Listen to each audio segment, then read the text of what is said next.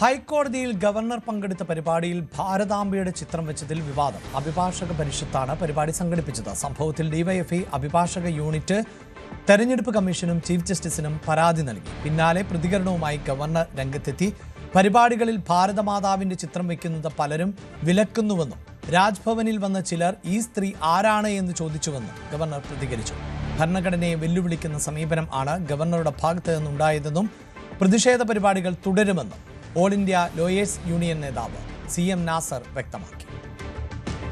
ഇത് ഭരണഘടനയുടെ അടിസ്ഥാന മൂല്യങ്ങൾക്ക് വിരുദ്ധമായ, ഭരണഘടനയുമായോ നമ്മുടെ ദേശീയതയുമായോ യാതൊരു ബന്ധവുമില്ലാത്ത ഒരു ബിംബം, ആ ബിംബമാണ് അവിടെ പ്രദർശിപ്പിച്ചത്.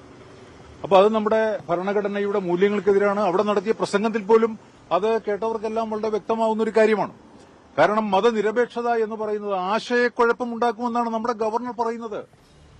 എത്രയോ അപകടകരമായ ഒരു സ്ഥിതിയിലേക്കാണ് നമ്മുടെ രാജ്യം പോകുന്നത് എന്നുള്ള സൂചനയാണത്. എല്ലാ പൈതൃകവും മൂല്യങ്ങളും അടങ്ങുന്നതാണ് ഭരണഘടന.